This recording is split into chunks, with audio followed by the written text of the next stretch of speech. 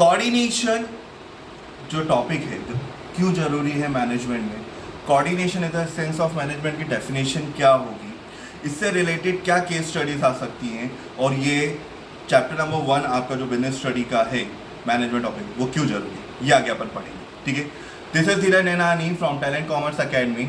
ठीक है, हम लोग यहाँ पे आपको डिफरेंट वीडियोस जो लाके देंगे वो टॉपिक्स आपके बिजनेस स्टडी, इकोनॉमिक्स और अकाउंटेंसी के लेंगे।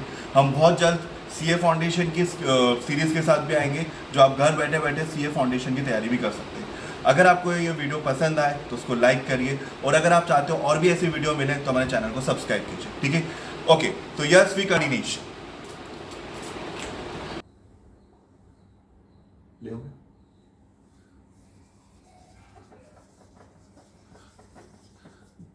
Here the coordination. कोऑर्डिनेशन ये आपके एक आईओएस की तरह रहता है। ठीक है, एक ऑपरेटिंग सिस्टम कह सकते हो उसको, आपके आईफोन का आईओएस कह सकते हो। ये मैं क्यों कह रहा हूँ, आप मेरी बात सुनिए। अगर आप बात करोगे एप्पल के प्रोडक्ट्स की, ठीक है, जिसको अपन आईफोन्स कहते हैं, एप्पल के डिफरेंट प्रोडक्ट आपस में एक दूसरे के साथ बहुत ही प्रॉपर तरीके से वर्क करते हैं, प्रॉपर तरीके के साथ अरेंज होते हैं। इसलिए उन सारे प्रोडक्ट्स, उन सारे डिवाइस के बीच में आपस में क्या है, कोऑर्डिनेशन है। ठीक है, कोऑर्डिनेशन का मतलब यही होता है, आईओएस क्यों बोल रहा हूं मैं, क्योंकि ये इंटीग्रेटेड होता है। ठीक है, ऑर्डरली अरेंज होता है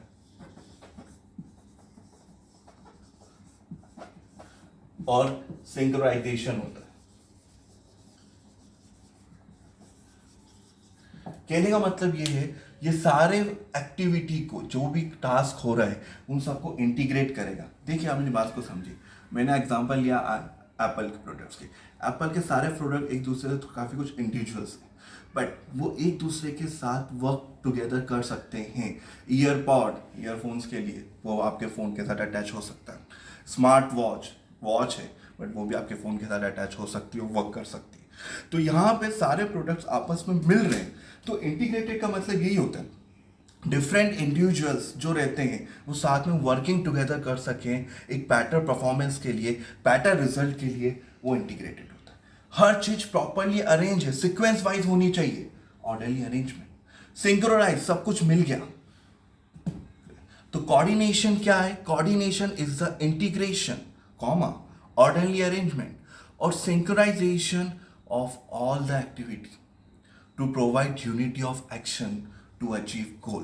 I repeat, coordination क्या है, is the integration, orderly arrange or synchronization of all the activity to provide unity of action, to provide unity of action to achieve your goal. ये यहाँ पे आपको डायरेक्ट कर रहा है गोल को अचीव करने के लिए। आप अपने गोल को कैसे अचीव कर सकते हो, अपने ऑब्जेक्ट को कैसे अचीव कर सकते हो, किसकी हेल्प से, कोऑर्डिनेशन। एक बात आप बिल्कुल ध्यान से समझिए, कोई भी काम हो बिना कोऑर्डिनेशन के नहीं हो सकता। एक एग्जांपल लेते हैं अपन। ठीक है, मान लो घर में एक शादी है, ठीक है, सब लोग आपस में मिल जाएंगे, सब में काम बढ़िया आएगा। ठीक है, सब अलग अलग इंडिविजुअल्स हैं, सब में काम बढ़ गया। क्यों? क्योंकि उनको एक इवेंट को बढ़िया तरीके से करना है, उनके मेहमानों को खुश रखना है, जो भी लोग उनके पास आ रहे हैं सारे खुश रहें। तो यहाँ पे ये जो इंटीग्रेशन है, यहाँ पे अलग अलग लोग मिलकर सब काम कर रहे हैं। कोई कैटरिंग को देखेगा, कोई वेन्यू को देखेगा, कोई डेकोरेशन को देखेगा, कोई क्लॉथ को देखेगा, सब लोग मिलके काम करेंगे। ठीक है, हलवाई के पास क्या रहता है, अब आप देखा करो, वो लोगों में काम बांट देता है। भैया एक जना सब्जी काट रहा है, एक जना भैया आटा गूंद रहा है, एक जना सब्जी बगाड़ रहा है, ठीक है, एक जना प्लेटें बना रहा है, सर्व कर रहा है। सब लोग मिलकर काम कर रहे हैं और एक ही ऑब्जेक्टिव के लिए कि भैया हमारे घर पे जो मेहमान आने वाले हैं उनको बहुत बढ़िया तरीके से खाना पेश किया जाए। तो ये सारा काम मिलकर एक तरीके से करना इंटीग्रेटेड, ऑर्डरली अरेंज और सिंक्रोनाइजेशन कोऑर्डिनेशन कहलाता है। इंटीग्रेटेड, ऑर्डरली अरेंज और सिंक्रोनाइजेशन कोऑर्डिनेशन कहलाता है। ठीक है, कोऑर्डिनेशन जो रहता है ना, वो 3C को हटाता है। खुद कोऑर्डिनेशन जो रहता है, जो उसके C3 हैं उनको हटाता है। कॉन्फ्लिक्ट्स, कंफ्यूजन और चॉस। कॉन्फ्लिक्ट, कंफ्यूजन, चॉस, ये तीनों चीजें खत्म हो जाती है कोऑर्डिनेशन। 4 डिपार्टमेंट होते हैं कोई भी एक नॉर्मल ऑर्गेनाइजेशन में। खरीदो, बनाओ, बेचो, कमाओ। क्या बोला मैंने? खरीदो, कमाओ, बेचो, कमाओ। तो खरीदो मतलब परचेज डिपार्टमेंट, बनाओ मतलब प्रोडक्शन डिपार्टमेंट, बेचो मतलब मार्केटिंग डिपार्टमेंट, कमाओ मतलब फाइनेंस डिपार्टमेंट। तो ये सारे जो डिपार्टमेंट है एक दूसरे के साथ प्रॉपरली वर्क करते हैं। परचेस वाला जो भी प्रोडक्ट लाएगा वो प्रोडक्शन के अकॉर्डिंग लाएगा।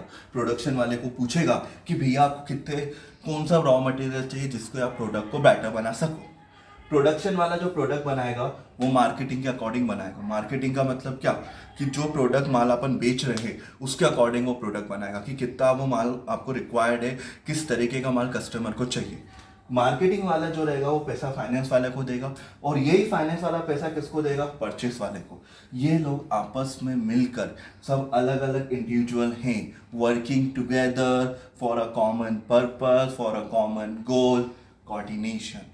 ठीक है, ये चारों डिपार्टमेंट आपस में मिलकर प्रॉपरली चीज़ों को अरेंज कर रहे हैं, एक दूसरे के साथ कोऑर्डिनेट कर रहे हैं। ठीक है, अगर ये कोऑर्डिनेशन, क्योंकि परचेस वाले ने अगर ढंग से पूछ के प्रोडक्शन वाले से माल खरीदा, ठीक है, तो वो बिल्कुल कुछ कहने के लायक नहीं, वो बनाएगा माल। प्रोडक्शन वाले ने भी माल उस तरह से ऑर्डर दिया जो उसने सेल मार्केटिंग वाले से पूछा कि भाई आपको कितना ज़रूरत है, उसके अकॉर्डिंग प्रोडक्ट चाहिए रहेगा।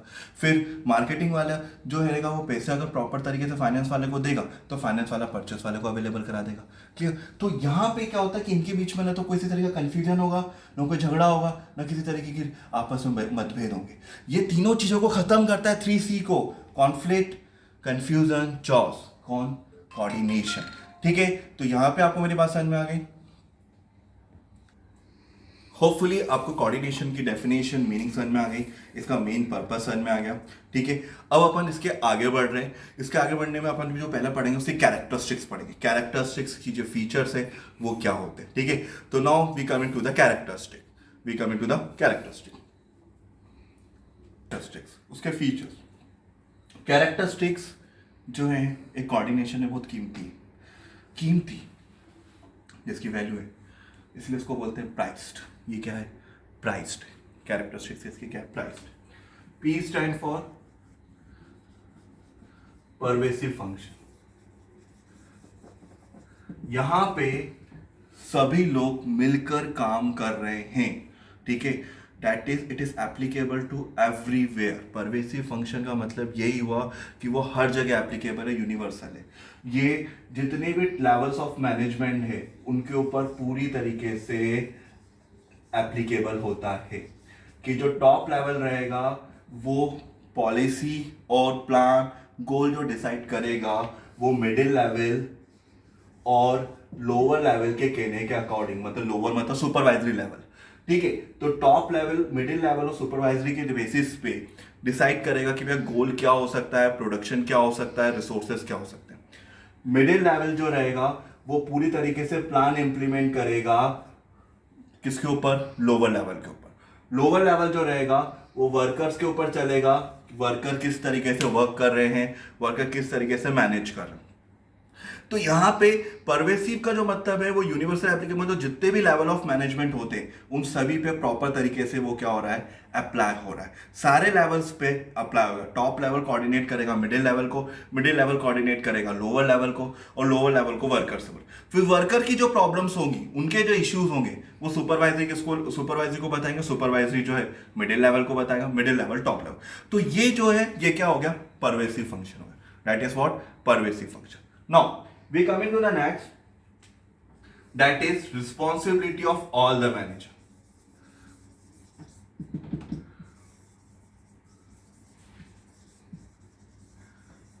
Responsibility of all manager. मेरी बात को ध्यान से समझिए, जानिए, पहचानिए। मैनेजर्स, मैंने अभी ऐसे आपको बताया था, एग्जांपल ली थी, 4 तरह के डिपार्टमेंट होते हैं, खरीदो, बनाओ, बेचो, कमाओ। Purchase department, production department, marketing department और फाइनेंस डिपार्टमेंट। यहाँ के जो मैनेजर है, जो उसका हेड है वो मैनेजर है। परचेज डिपार्टमेंट का manager purchase manager, production department का मैनेजर प्रोडक्शन मैनेजर। ठीक है, देन मार्केटिंग डिपार्टमेंट का मैनेजर मार्केट डिपार्टमेंट का हेड मार्केटिंग मैनेजर, और फाइनेंस डिपार्टमेंट का हेड फाइनेंस मैनेजर। ये लोग क्या करते हैं? आपस में कोऑर्डिनेट करते हैं, जो मैंने आपको एग्जांपल समझाई थी, इंटीग्रेटेड, ऑर्डरली अरेंज, सिंक्रोनाइजेशन। ये आपस में एक दूसरे के साथ क्या करेंगे? ये इन डिपार्टमेंट्स के बीच में कोऑर्डिनेशन रहना, ये भी जिम्मेदारी किसकी रहती है? मैनेजर्स की रहती है कि वो आपस में सारे के सारे क्या कर सकें, कोऑर्डिनेशन को प्रॉपरली बना सकें, ठीक है ना। तो it's a responsibility for all the managers कि वो मिलकर सारे काम कर सकें। Integrated group efforts, integrated group efforts, मैंने क्या बताया, हर तरीके का इंडिविजुअल, ठीक है, डिफरेंट डिफरेंट इंडिविजुअल सब लोग वर्किंग टुगेदर कर रहे हैं कॉमन पर्पस के लिए। ये 4 अलग अलग डिपार्टमेंट है, चारों अलग अलग डिपार्टमेंट एक ही गोल के लिए वर्क कर रहे हैं, इंटीग्रेटेड ग्रुप एफर्ट्स, ठीक है। मैंने अभी जैसे आपसे स्टार्टिंग में एग्जांपल ली थी एप्पल के प्रोडक्ट्स की, तो जितने भी एप्पल्स के प्रोडक्ट्स हैं वो आपस में एक दूसरे के साथ प्रॉपरली कोऑर्डिनेट कर रहे हैं, वर्किंग टुगेदर, कि जिससे कि कस्टमर सेटिस्फाई हो सके, इंटीग्रेटेड ग्रुप एफर्ट्स। तो यहाँ पे वही है, अगर आज अपन को इवेंट ऑर्गेनाइज कर रहे हैं, सब अलग अलग लोग मिलकर साथ में मिलकर काम कर रहे हैं, फिर एक ही कॉमन गोल के लिए, integrated group efforts, this is now. फिर आता है कंटिन्यूअस प्रोसेस।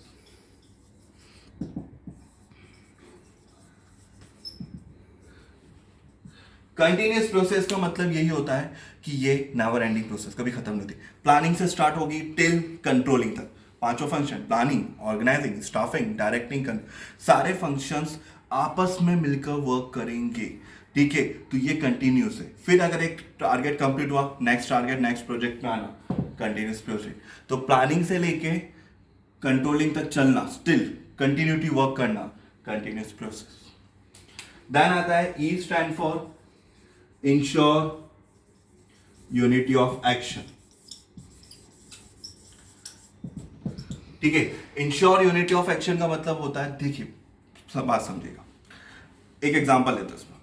एक एक्वागार्ड वाले, उनके 10 सेल्स एग्जीक्यूटिव, उन 10 सेल्स एग्जीक्यूटिव को, हर एक एग्जीक्यूटिव को 5-5 एक्वागार्ड बेचने का टारगेट, टोटल टारगेट कितना हो गया, 50। उन्होंने बोला अभी आपको महीने भर में बेचना है। एक पर्सन जो था वो बीमार पड़ गया, वो अपना टारगेट को अचीव नहीं कर पाया। तो at the end of the month देखा गया कि भैया, देखा गया कि 3-4 दिन बचे हैं और 47 जो हैं बिके हैं, 3 नहीं बिके। तो जो अदर्स मेंबर हैं, अदर 9 मेंबर हैं, वो लोग मिलकर काम करेंगे उस पर्सन के लिए, यूनिटी ऑफ एक्शन।